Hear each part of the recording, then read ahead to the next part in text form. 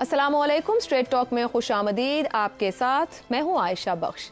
पाकिस्तान ने सऊदी अरब को 32 अरब डॉलर की मुमकिना सरमायाकारी के 25 मंसूबों की पेशकश की है, जिनमें PIA एयरपोर्ट्स की निजकारी, गवादर तक railway link, Bhasha dam, Ghazi Barotha से Faisalabad transmission lines, 5 star hotels की feasibility, corporate reforming, green field refinery समेत 25 शोबे शामिल हैं। फौजी और सिविलियन साइड की जानिब से मुश्तरका तौर पर चलाई जाने वाली SIFC ने सऊदी वफ्द के सामने एक मुफस्सिल प्रेजेंटेशन दी। वजीर आजम शहबाज शरीफ के हालिया दौरा सऊदी अरब में सऊदी क़यादत ने पाकिस्तान में सरमायाकारी की यकीन दहानी कराई थी। उस मौके पर मुश्तरका एलामिया में पाकिस्तान में 5 अरब डॉलर मालियत के सऊदी सरमायाकारी पैकेज का पहला मरहला जल्द मुकम्मल करने का ऐलान किया गया। दयामिर भाषा डैम मंसूबे, माइनिंग मंसूबे, सयाहती जोन्स बनाने के मंसूबों, रिकोडिक के 1 अरब डॉलर के शेयर्स खरीदने, ऑयल रिफाइनरीज के मंसूबों में तोसी और माइनिंग की लीजेस के मंसूबों के शोबे में 5 अरब डॉलर की सरमायाकारी के लिए रोड मैप तय करने का भी फैसला किया गया। सऊदी वलीअहद मोहम्मद बिन सलमान के तहत सऊदी अरब तेजी से विजन 2030 की जानिब गामजन है, जिसके तहत सऊदी मईशत के इन्हिसार को तेल पर कम से कम करना है। यही वजह है कि सऊदी हुकूमत दुनिया भर में पुरकशिश सरमायाकारी के मंसूबे बना रही है। सऊदी अरब भारत के साथ 100 अरब डॉलर की सरमायाकारी के मंसूबों पर भी काम कर रहा है। इसी तरह सऊदी अरब ने गुज़श्ता साल जून में चीनी कंपनियों के साथ 10 अरब डॉलर की सरमायाकारी के मुआहदे किए। उस वक्त सऊदी रियासती सरमायाकारी फंड दुनिया के बड़े सरमायाकारी फंड्स में से एक है, जिसका मालियाती हजम 925 अरब डॉलर है। विजन 2030 के तहत सऊदी पॉलिसी में कई अहम बुनियादी तब्दीलियां आ चुकी हैं। कुछ अर्सा पहले तक सऊदी अरब पाकिस्तान समेत कई एशियाई और अफ्रीकी मुसलमान ममालिक को तेल और इमदाद की मद में खुलकर सपोर्ट फराहम करता रहा, मगर अब सऊदी अरब दुनिया के गरीब मुल्कों में इमदाद नहीं बल्कि सरमायाकारी करना चाह रहा है। और सरमायाकारी का एक बड़ा बुनियादी असूल है कि नो फ्री लंच। इसी असूल के तहत सऊदी अरब ऐसे ममालिक में ही सरमायाकारी करेगा जहां उसे भरपूर मुनाफे का पूरा यकीन हो, और हर सरमायाकार की तरह सऊदी अरब भी मुतालिका मुल्क में अमन व अमान, सियासी माशी इस्तेहकाम के साथ साथ पॉलिसीज में तसलसल को ही सामने रख के सरमायाकारी के मंसूबे बनाएगा। ऐसी सूरत हाल में पाकिस्तान के लिए बड़ा सवाल यही रहेगा कि सऊदी अरब को पुरकशिश सरमायाकारी की प्रेजेंटेशंस पेश करना तो आसान है, मगर क्या सऊदी अरब को यह एतमाद मिलेगा कि वो जिस मुल्क में सरमायाकारी करने जा रहा है वहां सियासी इस्तेहकाम और माशी पॉलिसीज में तसलसल हर सूरत बरकरार रहेगा? क्या हम सऊदी अरब को यह एतमाद दे पाएंगे? इसी पर पैनल की राय आपके सामने रखेंगे। पैनल में हमारे साथ हैं शहजाद चौधरी, इफ्तिखार अहमद, जैगम खान और अबसार आलम। प्रोग्राम का पहला सवाल आप सभी के लिए। पाकिस्तान की सऊदी अरब को 32 अरब डॉलर सरमायाकारी की पेशकश, मुफस्सिल प्रेजेंटेशंस देना मुमकिन? क्या माशी पॉलिसियों में इस्तेहकाम की जमानत देना मुमकिन हो पाएगा? अबसार साहब। एक तो आपने जब कहा ना कि पाकिस्तान ने पेशकश किया सरमायाकारी की, तो मुझे तो मिनी हार्ट अटैक हो गया। मैंने कहा पाकिस्तान जाके वहां सरमायाकारी कर रहा है। पाकिस्तान ने मेरा ख्याल है कि ऑफर की है, जो आप कहना चाह रही हैं कि आप आए, हमारे यहाँ ऑप्शन है 25 अरब डॉलर की आप सरमायाकारी करें। देखें, ये जो आपका सवाल है ना, ये बहुत लोडेड है। अब इसका इन्हिसार बहुत सारी चीज़ों पे है। मैं जो पिछले कुछ सालों में ये ऐसी खबरें सुनता रहा हूँ, मेरे इस पर यकीन नहीं है, इसलिए कि गलती जो है वो किसी और मुल्क में, सऊदी अरब या चाइना में नहीं है। ये गलती हमारे अंदर है, और हम किसी भी तरीके से इस मुल्क को आगे नहीं ले जाना चाहते। हमारी नीयतों में फतूर है। अब देखें, पिछले कई सालों से हम सऊदी रिफाइनरी का नाम सुन रहे थे। अभी आपको कहीं वो कितने साल हो गए, 10 साल तो हो गए मेरे ख्याल में, ये 10 साल से भी ज़्यादा। जब CPEC आया था उसके साथ ही वो भी प्रोजेक्ट आया था, लेकिन अभी तक कुछ उस पर काम हुआ? कुछ भी नहीं हुआ। क्यों नहीं हुआ? ये हमें अपने आपस में बैठ के सोचना चाहिए ना कि क्यों नहीं हुआ। फिर CPEC में हम सुन रहे थे जी 56 अरब डॉलर की वहाँ पे इन्वेस्टमेंट आएगी। कितने अरब डॉलर की आई और कितने फेजेस पूरे हुए? जब हम एक फेजेस पूरे नहीं करते तो जो इनिशियल इन्वेस्टमेंट आती है उसके जो पॉजिटिव असरात होने वो भी ख़त्म हो जाते हैं। जैसे CPEC का हुआ, थोड़ा बहुत इंफ्रास्ट्रक्चर बन गया, हमारे बिजली के कारखाने लग गए, लेकिन क्योंकि हमारे यहाँ इन्वेस्टमेंट मजीद नहीं हुई इकनॉमिक जोन्स में, चाइना की इंडस्ट्री यहाँ शिफ्ट नहीं हुई, उससे बिजली की जो प्राइसेस हैं वो देखे कहाँ चली गई, और जो वो डेट है वो कितना बढ़ गया है बिजली के कारखानों का। तो इसलिए कि सेकंड फेज, थर्ड फेज मुकम्मल नहीं हुए थे CPEC के। अभी भी आपने जितनी चीज़ें गिनवाई हैं, इसमें पहला फेज सऊदी अरब के साथ 5 अरब डॉलर का है। उससे पाकिस्तान में कितनी इंडस्ट्री लगेगी और कितना रोजगार पैदा होगा, मेरे इस पे डाउट्स हैं। کیونکہ زیادہ تر آپ نے جن کا ذکر کیا ہے جن پروجیکٹس کا وہ ریکوٹک ہے یا منرلز ہیں. ریکوٹک کا تو پروجیکٹ پہلے چل رہا ہے, اس میں آپ نے سعودی عرب کو لے کے آنا ہے, اپنے حکومت اپنے حصے بیچے گی یا کسی اور کے حصے بیچ دے گی. وہ کمپنیز کون سی ہیں جن کے ساتھ سعودی عرب والے یہ جوائنٹ انویسٹمنٹ کر رہے ہیں, اور پاکستان کے کون سے لوگوں کی وہ کمپنیز ہیں, کون اون کرتا ہے ان کو؟ ان سوالوں کے جواب ہمیں ملیں گے. اور اس سے پاکستان کو کتنا فائدہ ہوگا سوائے اس کے کہ ہمارے منرلز کم قیمت پہ لے جائیں, چائنا لے جائے یا سعودی عرب لے جائے, اور اس کے بدلے میں ہمیں پریکٹیکلی نہ کوئی روزگار ملے نہ کوئی انویسٹمنٹ ملے. تو ہوا کیا ہے, انویسٹمنٹ آئی کیا؟ آپ نے انڈیا کا ذکر کیا, $100 ارب. $100 ارب کی انویسٹمنٹ انڈیا نے مانگی نہیں ہوگی, سعودی عرب کا اپنا انٹرسٹ ہوگا کہ وہاں جا کے کرے. جی بالکل, یہ 2-3 سال سے جاری ہے معاملہ, فیزیبلٹی سے آگے نکل رہے ہیں وہ. انہوں نے اپنی کوئی ڈائریکشن سیٹ کی ہے نا. 10 سال وہاں مودی کی حکومت رہی ہے, اس سے پہلے 10 سال منموہن سنگھ کی حکومت رہی ہے. پوری دنیا کو یقین ہے ان کے نظام پہ, جیسا بھی ہے, کرپٹ ہے, برا ہے, اچھا ہے, دنیا کو ان کے نظام پہ یقین ہے کہ ایک بات کریں گے تو 1.5 سال بعد یہاں کے وزیر اعظم کو ٹھٹا مار کے باہر نہیں نکال دے گا, آ کے نئی پالیسیز انٹروڈیوس نہیں کر دے گا, کوئی اور نظام یہاں وضع نہیں کر دیا جائے گا. اس لیے وہاں پہ لوگ خود انویسٹمنٹ لے کے جا رہے ہیں. لیکن ہم نے کیا کیا, ہم نے کیا انویسٹمنٹ کے لیے سازگار گراؤنڈ یہاں پہ بنائی ہے؟ نہیں بنائی. جب تک آپ کا لوکل انویسٹر اس کا اعتماد بحال نہیں ہوتا, وہ جو باہر چلے گئے ہیں وہ واپس نہیں آتے, یا یہاں پہ جو موجود ہیں آپ ان کی ٹانگیں کاٹ کے ان کے قد چھوٹے نہیں کرنا بند کرتے, میرا نہیں خیال باہر سے انویسٹمنٹ کو بہت زیادہ پرومسنگ آئے گی. یہ ڈنگ ٹپاؤ کام تو ہو سکتا ہے, میری خواہش ہے کہ پاکستان میں انویسٹمنٹ آئے, لیکن اس کے لیے جس پولیٹیکل اسٹیبلٹی کی ضرورت ہے, جس پولیٹیکل نظام کی ضرورت ہے, جس اکنامک نظام کی ضرورت ہے, وہ ہمارے پاس نہیں ہے. ہمارے پاس کسی بھی چیز کی کوئی بھی گارنٹی کسی کو دینے کے لیے نہیں ہے. درست. شہزاد صاحب, ابھی SIFC کے تحت بہت سے معاملات ہو رہے ہیں جس میں انویسٹمنٹ کی بات کی جا رہی ہے, ملک میں ریفارمز کی بات کی جا رہی ہے. یہ جو سرمایہ کاری کی سہولت ہے, یہ دیکھا جائے تو پچھلے سال سے جب سے ہمیں نظر آنا شروع ہوا, یہ موجودہ اسٹیبلشمنٹ کا برین چائلڈ ہے. اب جب ہم اس استحکام کی بات کرتے ہیں تو گزشتہ قریباً 1.5 دہائی سے ہمیں وہ معاشی سیاسی استحکام دکھائی نہیں دیتا ہے. پاکستان میں جو ہے اسٹیبلشمنٹ میں تبدیلی ہوتی ہے, ہماری سیاسی پالیسی بھی تبدیل ہوتی ہے, وہی معاشی پالیسی بھی تبدیل ہوتی ہے. یہ ایک زمینی حقیقت ہے پاکستان کی. سعودی عرب کیا ان زمینی حقائق سے اچھی طرح سے آگاہ ہے, یا وہ یقین دہانیاں ہم انہیں دے رہے ہیں کسی بھی طرح کی کوئی تبدیلی ہو, جو انویسٹمنٹس ہوں گی وہ ان کو استحکام رہے گا حاصل؟ نہیں, میرا نہیں خیال کہ جس طریقے سے جتنا آپ سوال اس کو بنایا, اور بالکل ٹھیک بنایا, یہ سارے فیکٹرز میٹر کرتے ہیں, لیکن جتنی ہم امید لگا کے بیٹھے ہیں ایک ایک ایسپیکٹ سے, ایک ایک فیکٹر جو ہے اس کا ایلیمنٹ سے, میرا نہیں خیال کہ اس قسم کا کوئی ایشورنس ہم دے سکتے ہیں. وہ دیکھیے جو ابصار صاحب نے کہا 100% درست کا. ایک تو یہ سوچ لیں کہ کل کو مثال کے طور پہ اسرائیل اٹیک کر دیتا ہے ایران کے اوپر, اس سے کیا اس کے کانسیکوینسز ہوں گے, کیا حالات, کیا شکل اختیار کریں گے, ہمیں اس کا نہیں پتا. اور اگر ہمیں خطے کے حالات کا نہیں پتا کہ وہ کس رخ بیٹھیں گے, تو جو سیاست جس طریقے سے اور تیزی سے تیز ہوتی ہے, جیسے کہتے ہیں politics week is a long time in politics, تو ایک ہفتہ اگر اتنا ٹائم ہے تو ہمیں یہ تو نہیں پتا, ہمیں یہ بھی نہیں پتا کہ 15 دن میں کیا ہوگا, مہینے میں کیا ہوگا. تو اس لیے سیاست خطے کی بھی تبدیل ہوتی جا رہی ہے, اور خطے کی سیاست کی تبدیلی کے ساتھ کسی قسم کی ایشورنس, جو کہ سعودی عربیہ خود بھی ایشورنس نہیں دے سکتا کہ وہ جو بات کر کے جا رہا ہے یا وہ جو ایشورنسز دے کے جا رہا ہے وہ کر پائے گا کہ نہیں.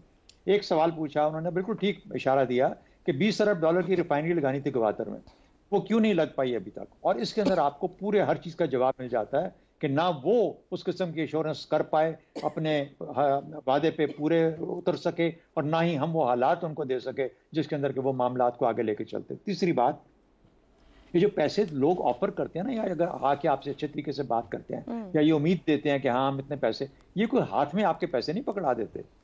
ہاں, کچھ حصہ اس کا لون کی شکل میں ہوگا. مثال کے طور پہ آپ نے دیامر بادشاہ کے بارے میں کہا کہ یہ ہمیں $1.5 ارب دے دیں تو وہ ہمارا کام تھوڑا سا تیز ہو جائے گا. لیکن اس سے کیا مراد ہے, ان کو بھی یہ دیکھنا ہے کہ یہ تو 2028 میں یا 2026 میں ختم ہو جانا چاہیے تھا یہ کام, اور تو یہ 2025-26 کے اندر جو ختم ہونا تھا وہ تو یہ 2030-32 کی بات کر رہے ہیں. داسو ڈیم 2021 میں ختم ہونا تھا, اب یہ 2028 کی بات کر رہے ہیں. تو جب بھی آپ کسی انویسٹر کو ہی دیتے ہیں تو اس کا پورے کا پورا پروجیکٹ. دوسری بات, MOU جو ہے, MOU کو ایک ایگریمنٹ بننے میں کتنا دیر لگتا ہے, اس کے اوپر ایک ریسرچ کی ضرورت ہے. کتنا وقت لگتا ہے MOU کو جب MOU سائن کیے جاتے ہیں, پھر اس کے بعد جب ایگریمنٹ بن جاتا ہے اس ایگریمنٹ کا PC1 اور پروجیکٹ انیشیشن میں کتنی دیر لگتی ہے. اسی دیر لگنے کے اندر ہی ان کی قیمتیں کہاں سے کہاں جا پہنچتی ہیں. پھر ایک پروجیکٹ جب شروع ہوتا ہے پروجیکٹ ختم ہوتا ہے اس کے اندر کتنا پیسہ اور اس کی کاسٹ بڑھ جاتی ہے. تو یہ وہ مسائل ہیں جو کہ دنیا کو نظر آتے ہیں. جو دنیا پیسہ لگاتی ہے وہ ان تمام چیزوں پہ. شہزاد صاحب قطع کلامی کی معذرت، یہ جس طرح آپ نے ایم او یو سے ایگریمنٹ PC1 اور پروجیکٹ دنیا بھر میں پھر پروجیکٹ ہوتے ہیں، یہ تو پھر ہماری زمینی جو حقائق ہیں جس کا میں نے ذکر کیا، یہ وہاں پر اگر تسلسل اور استحکام نہیں رہتا تو ہی مسائل اتنا ہاتھ سے باہر نکل جاتے ہیں کہ پروجیکٹ کمپلیشن کی طرف نہیں جاتے ہیں. دیکھیں میں اس کے بارے میں اس کو تھوڑا سا اس کو کوئی میں لائٹر موڈ میں نہیں کچھ خراب نہیں کرنا چاہتا ہے اس ساری چیز کو، لیکن بنیادی بات بالکل انہوں نے آئی تھنک ابصار صاحب نے بالکل کھل کے کہہ دیا کہ جب آپ کو اپنے کل کا نہیں پتا، آپ کو خود اپنے کل کا نہیں پتا، تو آپ کسی کو کیا ایشورنس دے سکتے ہیں. دیکھیے اس سے بڑھ کے FDI جو فارن ڈائریکٹ انویسٹمنٹ ہے جو کہ ہم سعودی عربیہ سے امید کر رہے ہیں کہ ہمیں دے گا، اس کے بعد اگلا اور بھی چیزیں ہیں جو کہ ڈالر کمانے کے لیے کام آتی ہیں. فار ایگزامپل آپ کی ایکسپورٹس ہیں. مجھے یہ بتائیے کہ یہ جو گورنمنٹ ہے یا یہ جو ابھی نظام ہے بندوبست ہے، اس نے گروتھ کے لیے آپ کے کچھ حصے انڈسٹری ہے، آپ کی ایگریکلچر ہے، ہاں ہم گرین کوئی وہ کیا کہتے ہیں پروجیکٹ اس کے اوپر پیسہ لگائیں گے، جب لگائیں گے تو پھر یہ ہوگا، پھر یہ فلانا ہوگا، تو وہ جو چیزیں ہونے والی ہیں، لیکن اس کی بنیاد سے ہٹ کے انڈسٹری کے اندر جو آپ کا ٹیکسٹائل ایکسپورٹ جو کہ مین ایکسپورٹ آپ کی بنتی ہے، آپ نے اس کے اندر کیا کیا، کون سی پالیسی ابھی تک لے کے آئے ہیں جس سے پتہ لگے کہ ہاں آپ سیریس ہیں گروتھ کے لیے اپنے ملک کے اندر. جب آپ کا اپنا انویسٹر، آپ کا اپنا انڈسٹریلسٹ، آپ کا اپنا ایکسپورٹر خوش نہیں ہے آپ سے، یا وہ اس کو کوئی کسی چیز کا پتہ نہیں ہے، تو باہر کے لوگوں کو کیسے پتہ لگے گا. ایک وہ ذکر کیا انہوں نے کہ جو ہمارا مسئلہ کیا ہے، میں اس کا اب تھوڑا سا لائٹر موڈ میں بتا دوں آپ کو. وہ اصل میں چین کو فائدہ یہ ہوا کہ ان کو مل گیا ڈینگ زیاؤپنگ نے چین کی حالت بدل دی. اس نے چین کا نقشہ بدل کے رکھ دیا، معاشی نقشہ. صحیح. وہ آرکیٹیکٹ ہے چین کی آج کی پروگرس کا، جو کہ پچھلے 30-35 سال میں ہوئی. ہمیں ملتے ہیں ڈنگ ٹپاؤپنگ. تو ڈینگ زیاؤپنگ اور ڈنگ ٹپاؤپنگ کے اندر فرق بہت ہو جاتا ہے. جب تک ہمیں ڈنگ ٹپاؤپنگ سے نہیں جان چھوٹے گی نا، اس وقت تک ہم یہ اپنا کسی کو نہ ایشورنس دے سکتے ہیں نہ اپنی ایشورنس رکھ سکتے ہیں. ٹھیک جی. افتخار صاحب، جب اس سرمایہ کاری کی ہم بات کر رہے ہیں، ایک ذہن میں سوال اٹھتا ہے کہ ہم کسی بھی پروجیکٹ یا کسی بھی ویژن کو وہ سٹیبلٹی یا سیکیورٹی کیوں نہیں دے پاتے؟ اگر ہم نے سوچ ہی لیا ہے وہ مکمل نہیں ہوتا. ابھی ریکارڈ ایک منصوبے کے اندر اگر $1 ارب کی سعودی سرمایہ کاری کی بات کریں تو کیا یہ یقین دلا پائیں گے سعودی عرب کو کہ ان فیوچر کوئی عدالتی فیصلہ آ کے کسی معاملے کو متاثر نہیں کرے گا؟ یہاں تو کسی بھی طرح کا فیصلہ آتا اور پورا پروجیکٹ پھر کہیں پڑا ہوگا. نہیں، یہ تو ہم نے ان کو یقین دانی دی ہے. یہ SIFC کا جو پروجیکٹ ہے اس میں ہم نے یہ یقین دانیت دی ہیں. ایسی کوئی بات نہیں ہے کہ جو بھی انویسٹمنٹ آئے گی وہ سیف اور اپنے منطقی انجام تک پہنچے. جی ہم اس قسم تو کیا سی پیک میں ہم ماضی میں ایسے نہیں ایشورنسز دے چکے؟ نہیں، ماضی میں غالباً ایسی نہیں تھی. ٹھیک ہے، اب ہم نے دے دی، لیکن کچھ بھی نہیں ہوگا. بالکل یہ سارے میرے دوست اب تک جو 2 دوستوں نے کہا بالکل درست کہا. یہ MOU کیا ہوتا ہے؟ پتہ نہیں کتنے MOU دوسرے محکموں کی فائلوں میں دب دبا کے فارغ ہو گئے ہوں گے. مجھے تو کوئی امید نہیں بہتری کی. یہ سب باتیں ہی ہیں. نہیں، آپ خود کہہ رہے ہیں کہ ہم نے ضمانت دی ان کو، تو پھر ضمانت ہم نے دی آپ کے اس سوال کے حوالے سے کہ جو عدالتی نظام میں مسائل ہوتے تھے کہ جو ایگریمنٹ ہے وہ کس طابق ہوگا. اب ریاست ایگریمنٹ کے اندر ذمہ داری لے رہی ہے، وہ اور چیز ہے. کہیں بھی ہوئی کوئی تبدیلی کسی منصوبے کو امپیکٹ نہیں کرے گی. اگر آپ کے فسادات شروع ہو جائیں گوادر میں بھی، اگر ابھی وہاں پہ لوگ ایک دوسرے کو قتل کرنا شروع کر دیں تو اللہ تو رحم کرے گا نا. لیکن آپ نے سوال پوچھا نا، آپ مجھ سے مثال مانگ رہی ہیں. اگر وہاں پہ ہو جائے پھر کون سرمایہ کاری کرے گا؟ یہ ابھی آپ نے 2 ڈیمز کے بارے میں سن نہیں لیا، کس نے کب مکمل ہونا تھا، کس نے کب مکمل ہونا تھا، کیوں نہیں ہوئے، کیا مسائل ہیں؟ گورننس کے بھی مسائل تو ہیں نا، اندرونی مسائل بھی ہیں. گورننس کے بھی مسائل ہیں، اندرونی مسائل تو ماشاءاللہ بہت زیادہ ہیں. کیا گارنٹی ہے کہ صبح ایک سیاسی جماعت کے اراکین سڑکوں پہ اس سارے کے سارے پروجیکٹ کے خلاف بول نہیں رہے ہوں گے؟ کیا آپ نے اپوزیشن کو کانفیڈنس میں لیا؟ نہیں لیا. کیا آپ نے کوشش بھی کی اپوزیشن کو کانفیڈنس میں لینے کی؟ نہیں. اور یہ جانتے ہوئے کہ اپوزیشن بڑی اسٹرانگ ہے، بڑی طاقتور ہے، ان کے ساتھ عوام کی بہت بڑی نمائندگی ہے ان کی. دیکھیں، اگر آپ ملکی مسائل کو حل کرنا چاہتے ہیں تو آپ کو ملکی مسائل حل کرتے وقت تمام لوگوں کو اپنے ساتھ لینا ہوگا، بھلا وہ نہ بھی چاہتے ہوں. لیکن آپ کو پبلکلی یہ پوسچر دینا ہوگا کہ دیکھیں جی ہم ان کو بلا رہے ہیں اور وہ نہیں آ رہے ہیں، تاکہ گارنٹی ہو آنے والے لوگوں کو بھی کہ انہوں نے تو کوشش کر کے دیکھ لی. بھائی یہ جو ساری باتیں آپ کر رہے ہیں یہ تو دیا جائے گا، ہو جائے گا, کیا جائے گا. افتخار صاحب, یہاں پر اپنے کوئی معاملات اور مسائل ہوں تو سیاسی جماعتوں کو سمجھ بھی آتی ہے اور حل بھی ہو جاتے ہیں, بھلے وہ حکومت میں ہو یا اپوزیشن میں, مگر عوامی معاملات ہوں, ملک و قوم کی اس کی بات ہو, تو ان کے کانفیڈنس نہیں ختم ہوتے, نہ ان کو ایک پیج پر ہونا آتا ہے. عائشہ, جب آپ ایک پیج پہ نہیں ہوں گے, جب گارنٹی کوئی نہیں ہے یہاں پہ آنے والی کل میں کیا ہونے والا ہے, بالکل درست کہہ رہا ہے اپنا دوست میرا, کیا ہوگا کل مجھے تو خود پتہ نہیں کیا ہوگا. مطلب ساری دنیا ہاتھ پر ہاتھ رکھ کر بیٹھ گئی, کسی کو بھی پتہ نہیں وہاں کیا ہوگا, اور بھی جگہوں پہ برے حالات ہوئے مگر معاملات چلتے ہو گئے. یہاں پہ خود ایک ریفارم کی بات کرتے ہیں, وہ ریفارم نہیں کر پاتے. بھائی آپ کون سی ریفارم, یہ جو آفر آئی ہے کون سی ریفارم کی بات ہے؟ ایف بی آر کی بات کر رہی ہوں. آج ہی ریپورٹڈلی, جو کہ 1 اپریل سے شروع ہوا ہے, جہاں پر 37 لاکھ آپ کے ریٹیلرز ہیں, جس کے اندر رجسٹر جو ہیں وہ بمشکل 3 لاکھ ہیں, اور جو 1 سے اب تک 15 دنوں میں رجسٹر کیے ہیں ایف بی آر نے, وہ صرف 50 ہیں. آپ تو میری بات کو, ریفارمز کی بات ہے جو ہم سوچتے ہیں, کنٹینیوٹی ہے شہباز صاحب کی ہے. آپ تو میری بات کو بہت اچھی طرح سپورٹ کریے, شکریہ, مہربانی. میں یہی تو کہہ رہا ہوں کہ جو آج آپ کا پروگرام تھا وہ تو غالباً کسی غیر ملکی معاہدوں کے حوالے سے تھا نا سر. تو وہ ملک بھی تو دیکھتے ہیں نا کہ آپ خود ان ہاؤس اپنی چیزیں کتنی بہتر رکھ رہے ہیں. 32 ارب روپیہ ڈالر سرمایہ کاری کی پیشکش تو میں سارے ملک کو بیچنے کی کر سکتا ہوں. یہ کیا بات ہوئی کہ ہم یہ اس لیے رہ گئے, اور کون سے MOU سائن ہو رہے ہیں, اور کون سا پیسہ آیا ہے, اور کون سا پیسہ آنے کی یقینی امید ہے, اور اس پیسہ آنے سے کیا میری غربت ختم ہوگی, کس پروجیکٹ میں پیسہ آئے گا تو میری غربت اس علاقے کی ختم ہوگی. مجھے اب اس کی ڈیٹیل چاہیے. یہ اس قسم کی کہانیاں سن کے میں تھک گیا ہوں. کافی عرصے سے میں یہ دیکھ رہا ہوں, ڈیلیگیشن آ رہے ہیں, ریسیو کیے جاتے ہیں, ریڈ کارپٹ ہوتا ہے, گلے ملتے ہیں, اکٹھے ہو کے پریس کانفرنس کرتے ہیں. اس کا فائدہ کیا ہو رہا ہے, کیا بہتری آئی ہے اس سارے کے سارے غیر ملکی سرمایہ کاری کی, اگر ہوئی ہے؟ سی پیک آخری ہوپ تھی. نہیں, ابھی تو ہونی ہے نا. یہی تو سوال ہے کہ انویسٹر انویسٹ تب کرتا ہے جب اس کو پتا ہو مجھے کچھ ملنا ہے. آپ تو یہ تاثر دے رہے ہیں نا, آپ کے حکمران تو یہ تاثر دے رہے ہیں کہ انویسٹر تو بالکل بچھا جا رہا ہے, پیسے جیب میں لیے پھر رہا ہے, اور بس آپ کے ساتھ دستخط کرنے کی خواہش رکھتا ہے. وزیر اعظم صاحب کا آج کا بیان ہے کہ ہمیں سختی سے ریفارمز کی طرف جانا ہوگا, ماضی کے معاملات اب نہیں چل سکتے, ہمیں پہلے یہ فیصلہ کر لے وزیر اعظم کہ اس نے کرنا کیا ہے. ہاں, پہلے ریفارمز کرنی ہے, سسٹم کو ٹھیک کرنا ہے, اپوزیشن کو ساتھ لے کے چلنا ہے, گورننس کو بہتر بنانا ہے. وہ کیا کریں, پہلے پرائم منسٹر یہ تو طے کر لے, ٹھیک ہے, اور پھر ہی کوئی بات ہمیں بتائے. یہ اس قسم کے وفود میں نے بہت آتے دیکھے ہیں, بہت گلے لگتے اور اکٹھی فوٹوگراف ہوتی ہے, سب آپٹکس ہیں. ٹھیک ہے. زیغم صاحب, بھارت میں سعودی عرب کی 100 ارب ڈالر کی سرمایہ کاری ہے, وہاں معاشی تسلسل جو ہے اس کو کوئی بھی جو جوہری تبدیلی وہاں کچھ بھی ہو جائے وہ تبدیل نہیں کرتی ہے, ایک معاشی تسلسل ہے. پاکستان کا معاشی تسلسل جو ہے وہ ٹوٹ جاتا ہے, حکومت بدلے, کہیں اور کوئی تبدیلی ہو جائے.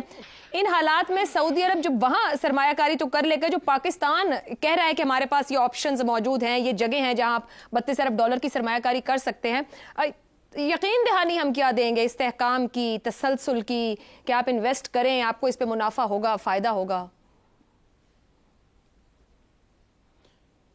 سعودی عرب تو پاکستان کی مدد کرنے کو تیار ہے, چین بھی مدد کرنے کی کوشش کر رہا ہے. سوال یہ ہے کہ کیا پاکستان بھی اپنی مدد کرنے کی کوشش کر رہا ہے یا نہیں. وہ سلطان رائی کا بڑا مشہور ڈائلاگ تھا کہ اگر بولے کو مولا نہ مارے تو مولا نہیں مر سکتا. شاید اس میں یہ لائن بھی اس کو ایڈ کرنی چاہیے تھی کہ مولے کو اگر مولا نہ بچائے تو مولا نہیں بچ سکتا. تو کیا پاکستان نے اپنے آپ کو بچانے کی کوشش بھی کی ہے؟ یہاں تک تو ہم خود ہی آن پہنچے ہیں نا. تسلسل میں جو آپ نے ذکر کیا, بھارت اگر پاکستان کا کمپیریزن کریں, معاشی تسلسل کی بھی بات ہے, سیاسی تسلسل بھی اتنا اہم ہے. اور ان دونوں کے پیچھے ایک چیز یہ ہوتی ہے کہ پاکستان کے جو حکمران طبقے ہیں, کیا ان کے درمیان میں کوئی اتفاق رائے موجود ہے کہ اس ملک کو چلانا کیسے ہے, جس کو کنسنسس آف دا ایلیٹ کہتے ہیں. حکمرانی کیسے کرنی ہے اور ملک کی معیشت کیسے چلانی ہے. اپنے لیے تو بڑے سیانے ہیں. کبھی آپ نے دیکھا ہے کہ شوگر ملوں کو گھاٹا پڑا ہو, کوئی ایسی پالیسی بنی ہو جو ان کے نقصان میں جاتی ہو, ان لوگوں کے خلاف کوئی پالیسی بنی ہو جو ان کے ATMs ہیں؟ کبھی نہیں ہوا. ایک تسلسل آپ کو نظر آتا ہے. شہزاد صاحب نے بڑا زبردست ٹرم یوز کی, ڈینگ زیاؤ پنگ اور ڈنگ ٹپاؤ پنگ. اب آپ دیکھیے کہ 30 سال ہو گئے, 5-6 ڈنگ ٹپاؤ پنگ ہیں جو معیشت کو بار بار آ کے دوبارہ آ کے سنبھال لیتے ہیں, اور ان گور کنوں کے علاوہ کوئی تسلسل نہیں ہے. ابھی ایک ڈنگ ٹپاؤ پنگ کو نکالا ہے معیشت سے, وہ پیچھے سے شامیانہ کھول کے پھر اندر گھس گیا ہے. اب کوئی طریقہ ہی نہیں ہے کہ اس ڈنگ ٹپاؤ پنگ سے آپ پاکستان کی معیشت کی جان چھڑا سکیں. یعنی 25 کروڑ لوگوں کا ملک جو ہے وہ چند ایکسپرٹس پروڈیوس نہیں کر سکتا, اکانومسٹ پروڈیوس نہیں کر سکتا, اداروں کو سنبھالنے کے لیے لوگ پروڈیوس نہیں کر سکتا. ना हम प्रोड्यूस करना चाहते हैं, ना वो लोग जो मौजूद हैं उनको हम मौका देना चाहते हैं। देखिए, सऊदी अरब के साथ 2019 में $20 बिलियन का MOU साइन हुआ था बाकायदा, जिसमें $10 बिलियन की जो है वो रिफाइनरी भी लगनी थी। उस वक्त के जो लोग हैं, उस वक्त का जो सरमायाकारी का हमारा इदारा है, उसके चेयरमैन से पूछ कर देखिए कि क्या हालात बने कि सऊदी अरब की तमाम तर कोशिश, गुडविल के बावजूद हमने उनके लिए नामुमकिन बना दिया कि वो सरमायाकारी करें। आज सऊदी अरब की पाकिस्तान में बिल्कुल दिलचस्पी नहीं है कि वो रिफाइनरी के सेक्टर में, रिफाइनरी के शोबे इन्वेस्ट करें। ज़ैगम साहब, कतई कलामी की माजरत, अगर 4 साल बाद वो दोबारा चाह रहे हैं कि हम कहीं बेहतरी की तरफ जाएं, हमने एक SIFC का प्लेटफॉर्म भी बनाया है चीज़ों को प्रोसेस तेज करने के लिए, वन विंडोज के नीचे, क्या हम वो सहूलत दे सकेंगे उनको जो हम बता रहे हैं, जिस पर बार बार बात कर रहे हैं, मीटिंग्स कर रहे हैं, या वहां से भी हम डिलीवर नहीं कर पाएंगे? देखिए, SIFC का क्या मतलब है? SIFC तो डिलीवर कर देगी। SIFC का बनना इस चीज का इकरार है कि पाकिस्तान के इदारे काम नहीं कर रहे और काम नहीं कर सकते, तो हमने उसके बदले में वन गवर्नमेंट बना दी। उससे भी आगे हमने प्रॉमिस किया है। आप ये देखिए कि बजाय इसके कि हम अदालती निज़ाम को ठीक करें और पाकिस्तान के अंदर के तनाज़े खुद हल करें, हम ऐसी अदालतें बनाएं, ऐसे कवानीन बनाएं कि जो इन्वेस्ट करने आए और जो पाकिस्तान का इन्वेस्टर है वो अपने कानूनी मसाइल हल कर सके। हमने बाकायदा लिख कर मुआहदा करके कहा है कि आप जो इन्वेस्टमेंट करेंगे आप शौक से बैनुल अक़वामी अदालतों में चले जाएं। यानी हमने अदालत को भी बाईपास कर दिया, हमने इदारों को भी बाईपास कर दिया, अदालत को भी बाईपास कर दिया। उसके अलावा सिक्योरिटी का क्या करेंगे? चले, सऊदी अरब का तो लोग ख्याल कर लेते हैं, एहतराम कर लेते हैं, शायद टारगेट नहीं होंगे। चीनियों का हशर आप देख रहे हैं, यूरोपियंस का निकलना कितना मुश्किल है। आपने देखा, एक साइकिल पर एक यूरोपियन जा रहा था और बहावलपुर के करीब पुलिस वालों ने उसका क्या हशर किया। कौन यहाँ आके महफूज तसव्वुर करेगा अपने आप को? यानी सरमायाकारी का तहफ़्फ़ुज़ भी नहीं है और इंसानी तहफ़्फ़ुज़ भी हम नहीं दे सके। मैं एक चीज़ ऐड करना चाहूँगा, बहुत इन्वेस्टमेंट करते हैं। देखिए, इन्वेस्टमेंट को हमें समझना होगा कि कौन सी इन्वेस्टमेंट हमें चाहिए। इन्वेस्टमेंट के नाम पे हमने अपने गले में फंदे डाले हैं। आप मुझे बताइए, बिलियंस ऑफ डॉलर्स की आपने मोटरवे बना दी, मिसाल के तौर पर हज़ारा में। बहुत प्यारे लोग हैं, बहुत अच्छी बात है, मुझे बिल्कुल बात नहीं, हमें बनानी चाहिए थी अपने पैसों से।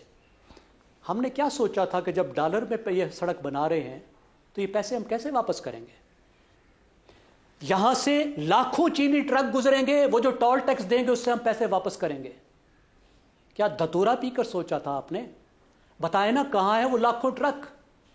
वो दुनिया की 4% कार्गो जो वहां से गुजरनी थी, वो कर्जा गले पड़ गया।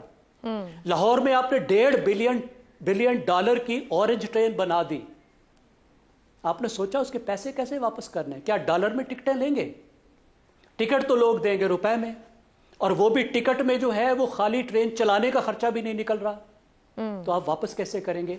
इन्वेस्टमेंट का मतलब एक ये है कि टेक्नोलॉजी आनी चाहिए। सही। इन्वेस्टमेंट का दूसरा मतलब है कि वो सरमायाकारी आए जिसके जरिए से आप डॉलर कमा सकें, ठीक हो गया, जिसके जरिए से आप कुछ बाहर बेच सकें। अभी आप मुझे बताइए, रेकोडिक की बात हो रही है। जी। रेकोडिक तो चल रही है, एक ऐसी माइन है जिसे बारक गोल्ड चला रहा है, आप उसमें सिर्फ अपना हिस्सा बेच रहे हैं ना। अगर कोई नई माइन में वो काम करते हैं, उससे हम जरूर कमा सकेंगे। ठीक है। एग्रीकल्चर, आप जरा तसव्वुर कीजिए, जब दुनिया खालें पहनती थी उस वक्त बंजो दाड़ो एग्रीकल्चर करता था, कपास पैदा करता था, गंदम पैदा करता था। बिल्कुल दुरुस्त। आज एग्रीकल्चर भी हमारे जो है वो बाहर आकर के लोग आकर करेंगे।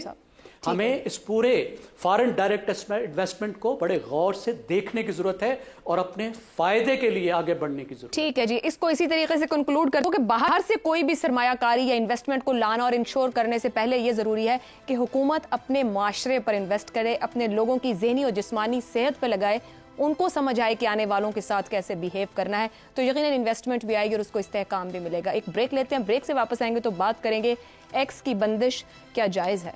इस ब्रेक के बाद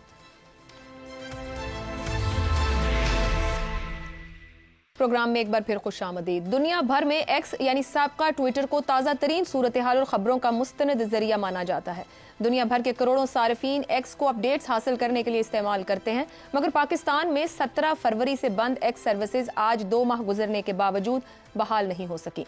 गुज़िश्ता 2 माह के दौरान मुतअद्दिद बार एक्स की सर्विस को जुज़वी तौर पर बहाल किया गया, लेकिन इसे मुकम्मल तौर पर ऑपरेशनल नहीं किया गया है।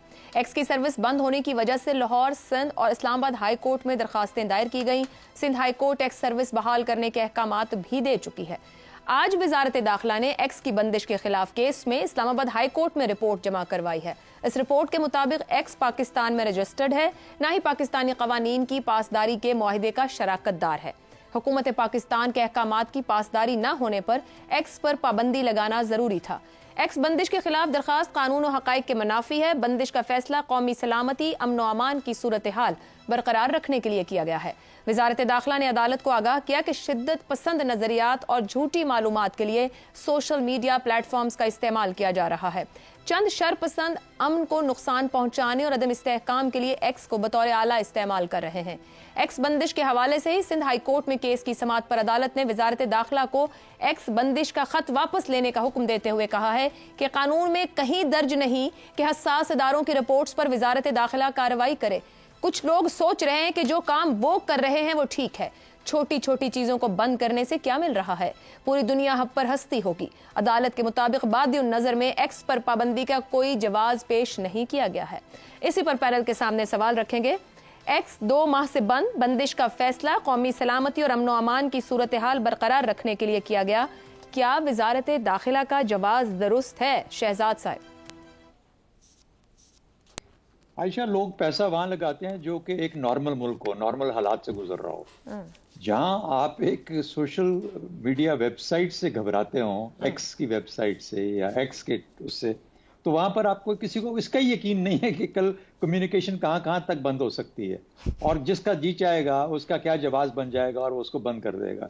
तो ये 32 से 50 अरब डॉलर या जितना भी बनता है जो सऊदी अरेबिया, तो सबसे पहले तो वो देखेंगे कि हम किसी से वहां पे बात भी कर सकते हैं। वहां पे ट्विटर खुला है, ट्विटर से हालात का पता लगता है कि वहां से सिक्योरिटी और स्टेबिलिटी कितनी है। तो बहरहाल ये तो एक बात होगी। दूसरी बात आपने कहा अमन अमान के लिए, तो मुझे बताइए कि ये जो बेचारे अगले दिन 9 बलूचिस्तान के अंदर निकाल के उन्होंने बंदे मारे, ये एक्स की वजह से मारे गए थे?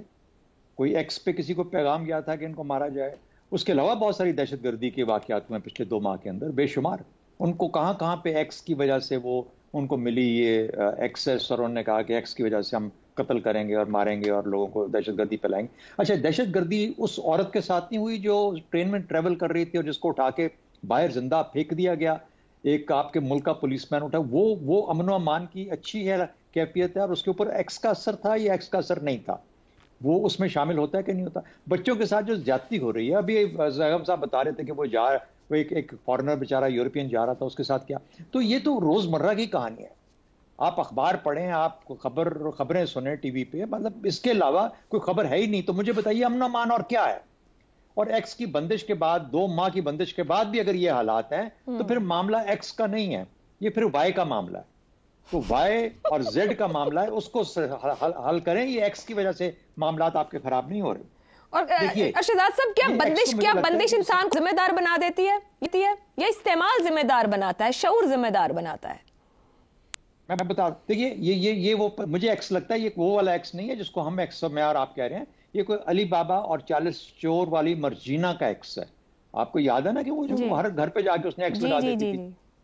प्रॉब्लम यह है कि इस एक्स के बाद वो सब लोग बेचारे जिनके ऊपर एक्स लगा होता है वो जाके उनको किसी ना किसी तरीके से नुकसान पहुंचा दिया जाता है। तो ये है मसला हमारा बुनियादी तौर पर सोच और समझ और उसका फिक्र का। करना क्या है? करना यह है कि डेफेमेशन लॉज को इतना मजबूत कर दो, अपनी अदालतों को बता दो यार इसकी जो कॉस्ट है, अगर किसी ने लाइबल किया, जिसने डेफेमेशन की, उसको सबूत उसके ऊपर फर्ज है कि वो सबूत दे। अदालत में जब लेके जाया जाए उसके ऊपर सबूत लाए, वो नहीं लाता तो इतना हैवी फाइन करें कि अगर वो आदमी जिसके ऊपर डेफेमेशन जिसने फाइल किया है, अगर वो माफ भी कर दे तो वो जो पैसा है वो अदालत लेगी या हुकूमत को जाएगा। Valid point. मैं देखता हूं किस तरीके से कोई डेफेमेशन और लाइबल करता है। मेरा ख्याल है कि हम कान को पकड़ना चाहते हैं लेकिन गलत तरीके से पकड़ रहे हैं, उल्टा पकड़ रहे हैं।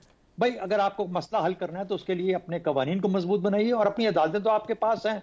उनको बता दीजिए कि अभी इस किस्म के वाक़यात के ऊपर कोई छूट नहीं। दुरुस्त हो गया। मेरा ख्याल है कि मामलात के भी हद तक दुरुस्त हो जाएंगे। ठीक हो गया। इफ्तिखार साहब, इसके अंदर वजारत दाखिला ये बता रही है कोर्ट को कि चंद शरपसंद अमन को नुकसान पहुंचाने और अदम इस्तेहकाम के लिए एक्स को बतौर आला इस्तेमाल करें। चंद शरपसंदों को रोकने का तरीक़ाकार यही है कि पूरे उस प्लेटफॉर्म को ही बंद कर दिया जाए? इससे बड़ी हमाकत हो ही नहीं सकती। अभी मैं जब गवर्नेंस की बात करता हूँ ना, तो फिर ये है गवर्नर साहब की कि उनका स्टेटमेंट है कि चंद शरपसंदों की बिना पर हमने एक्स को ही बंद कर दिया। क्या खूबसूरत बात की गई है। क्या महकमे हैं जनाब, क्या तनख्वाहें ले रहे हैं, क्या काम कर रहे हैं? भाई इनको फारग करो, ये ऐसे हराम खा रहे हैं, इनकी कोई जिम्मेदारी नहीं है। अगर वो चंद शरपसंदों को आइडेंटिफाई नहीं कर सके, उन तक इनकी रीच नहीं हुई साइंटिफिक दौर में, ये तो कानून का भी मजाक हो गया ना? हर एक का मजाक हो। उन अदारों का पहले मजाक हुआ जिन्होंने वो शरपसंदी अपनी आंखों से देखी। क्या उन्होंने उस शरपसंदों का पीछा किया ये साइंसी तौर पे करते हैं?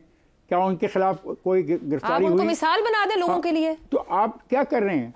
हालत ये, जिस मुल्क में VPN प्राइम मिनिस्टर इस्तेमाल करता हो, गवर्नर इस्तेमाल करते हो, आपके वफाकी वज़रा इस्तेमाल करते हो, अच्छा ये VPN इस्तेमाल करना लीगल है या इलीगल है? ये डिबेट क्यों नहीं होती? और ये VPN जो इस्तेमाल कर रहे हैं, पता नहीं वो पैसे भी दे रहे हैं, ये फ्री में इस्तेमाल कर रहे हैं, ये भी एक बड़ा मसला है। और खुदा का खौफ करो, क्यों मजाक बना रहे हो इस सियासत? देखें, ये जो ज़्यादती वाले वाक़यात हैं, ये भी जो हमारी नई है एक सोच फ़िक्र, जिसको हम जर्नलिज्म में कहते हैं सिटीज़न जर्नलिज्म, ये उसके ज़रिए एक्सपोज हुआ। ये औरत जो कत्ल हुई ट्रेन में, सिटीज़न जर्नलिज्म के ज़रिए एक्सपोज हुई। वो जो बच्चे मारे गए वहाँ पे अपना नौशकी में, उनकी डेड बॉडीज़ और सारी खबर भी उसी के ज़रिए एक्सपोज हुई। तो आप इस रास्ते को बंद करना चाहते हैं? यानी आप मुझे बताएं, मैं ये डिमांड करता हूँ कि आप इसको बताएं कि वो कौन से लोग हैं जिनको पकड़ने के लिए आपने सारे मुल्क से एक हक छीन लिया है। मैं इसके मुस्बत और मनफी बहस में नहीं उलझता, लेकिन पहले ये तो बताइए कि वो जो चंद खुद आपने बयान दिया ना, चंद शरपसंद, वो 100 हैं, 200 हैं, 1000 हैं, उनको नॉमिनेट करो, गिरफ्तार करो। सर 500,000 भी हैं तो उनको पकड़े और कौम के सामने पेश कर दें, ये वजह, ये सजा है। अच्छा केस बनाएं, बिल्कुल केस, ऐसे नहीं कि वो उठा लें फिर केस ही ना बने और फिर वो एक नई खेल शुरू हो जाए। उनको करें। और ये जो VPN इस्तेमाल कर रहे हैं जितने भी आपके सियासतदान, ministers, prime ministers, chief minister, इनके बारे में बताएं कि इनको किस कैटेगरी में आप शामिल करते हैं जिस VPN का इस्तेमाल ये कर। दुरुस्त हो गया जी। एक ब्रेक लेते हैं। ब्रेक साहब और ज़ैगम साहब क्या राय रखते हैं आपको दिखाएंगे। प्रोग्राम के आखिरी हिस्से में आपको एक बार फिर खुशामदीद कहेंगे। ज़ैगम साहब, chief justice Sindh High Court ने सख्त रिमार्क्स दिए इस मामले पर, जब बार बार वो कह रहे हैं कि खोलें। बदियुन नजर में एक्स पर बंदिश का कोई जवाब ही पेश नहीं किया गया। इतने पावरफुल हैं कि मुल्क चला रहे हैं, छोटी छोटी चीजें बंद करने से क्या मिल रहा है? क्या वाकई बंदिश नतीजा देती है, हल देती है मसले का? देखिए, मसला तो है। वो कुछ अर्सा पहले एक पाकिस्तानी लिबिया में गए, टाइपराइटर का दौर था, मैं 70s की बात कर रहा हूँ। तो एयरपोर्ट पे उन्होंने टाइपराइटर रख लिया। उन्होंने कहा हमारे मुल्क में टाइपराइटर जैसी ख़तरनाक चीज़ की बिल्कुल इजाज़त नहीं है। अब जब उनका दौरा मुकम्मल हुआ और वापस आने लगे और उन्होंने कहा कि मेरा टाइपराइटर मुझे दें, तो वो एक जो ऑफिसर था वो लेकर आया और दूसरे ऑफिसर उससे झगड़ने लग गए। उन्होंने कहा तुम्हें पता नहीं पाकिस्तान जो है वो हमारा इतना अजीज़ दोस्त है और तुम इतनी ख़तरनाक चीज़ पाकिस्तान भिजवा रहे हो। तो आखिरकार पाकिस्तान के हुक्मरानों को समझ आ गई कि जो कीबोर्ड होता है ना, ये बड़ी ख़तरनाक चीज़ है। आपने देखा है कि ट्विटर जिस मुल्क में ईजाद हुआ है वो तो राख का ढेर बन गया है, तबाह हो चुका है। और जितने मुल्क तबाह हुए हैं ट्विटर की वजह से हुए हैं ना। जहाँ जहाँ ट्विटर फैला है, कि इराक भी ट्विटर की वजह से था, शाम भी, लिबिया भी, जिधर भी आप देखें, जो या नॉर्थ कोरिया के हालात हैं, ये भी ट्विटर की वजह से हैं। पता नहीं ये लोग किस दुनिया में रह रहे हैं, कहाँ पे रहते हैं, मजाक उड़वाते हैं ये हमारा पूरी दुनिया में, गलत ऑप्टिक्स क्रिएट करते हैं। हम इतने बुरे हैं नहीं, पाकिस्तानी माशरा उतना सप्रेस माशरा नहीं है जितनी दुनिया हमें समझने लग गई है इन हरकतों की वजह से। क्या फ़र्क पड़ गया है? एक तरफ तो आप प्रोजेक्ट्स के लिए उनको यूज़ करने लग जाते हैं, और वही लोग जब बिगड़ते हैं तो फिर जिसको कहते हैं ना throwing baby with the bath water, फिर पानी के साथ आप बच्चे को भी फेंक देते हैं। एक इन्फॉर्मेशन का ज़रिया है। आज के दौर में आप सोशल मीडिया को कैसे रोक सकते हैं? آپ ریگولیٹ ضرور کریں, آپ نوجوانوں کو سکھائیں, پڑھائیں, انہیں اچھی انفارمیشن دیں.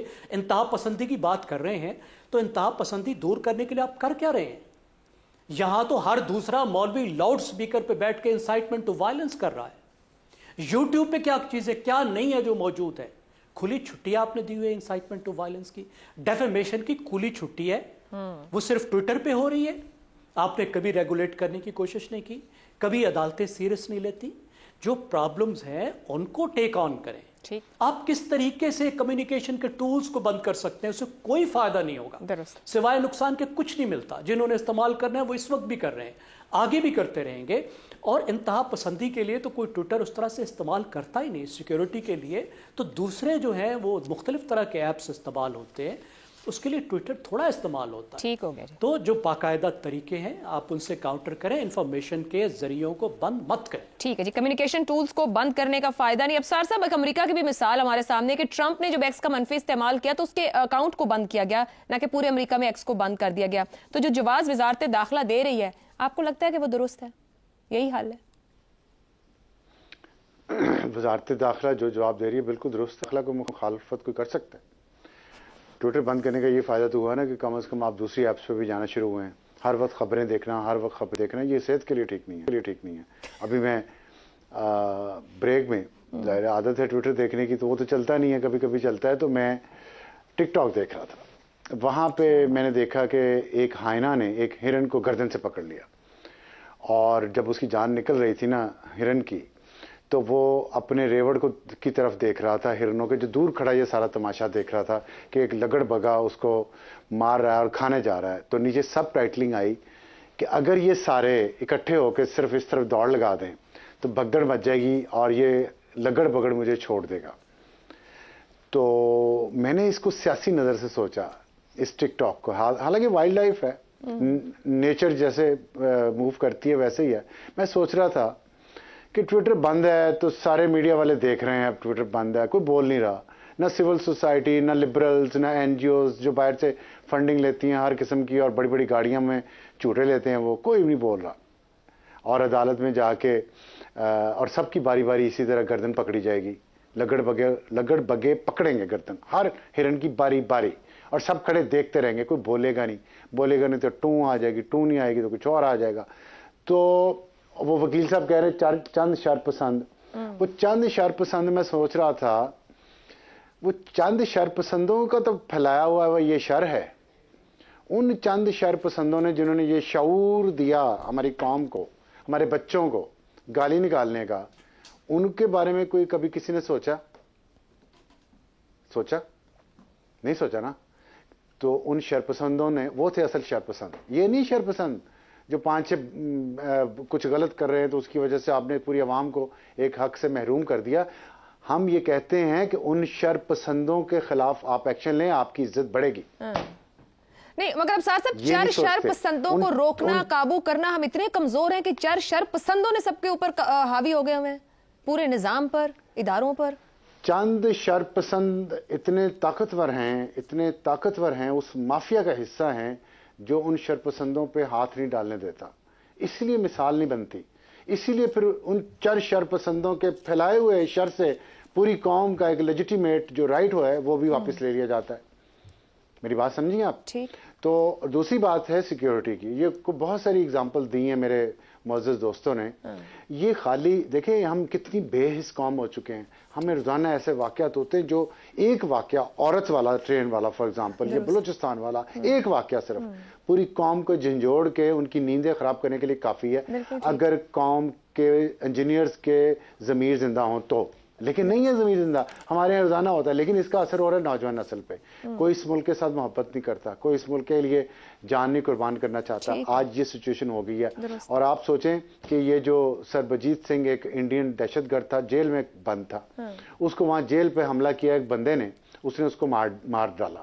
وہ جیل سے چھوٹ کے باہر آیا, تو آپ دیکھیں ایکس کے بند ہونے کے باوجود जिन्होंने उसको मारना था, उन्होंने उसकी इंटेलिजेंस ली, उसकी जासूसी की, उसकी टाइमिंग ली, पूरी रिपोर्ट दी जहां पे देनी थी, और वो मार के चले गए। श्रीलंका की टीम पे हमला करने वाले करके चले गए। यहां 10 साल इंटरनेशनल क्रिकेट बंद रही, लेकिन एक्स बंद होगा तो पाकिस्तानी कौम दुरुस्त होगी। लेकिन जिन्होंने खराब किया उसको कुछ ना। कम्युनिकेशन टूल्स को बंद करने का कोई चैनल की राय यही है, एक्स की बंदिश का जवाब नहीं है, रेगुलेट करें, मौसर कानून साजी की जानी चाहिए। आज के प्रोग्राम से इतना ही, इजाजत दीजिए, अल्लाह हाफ़िज़।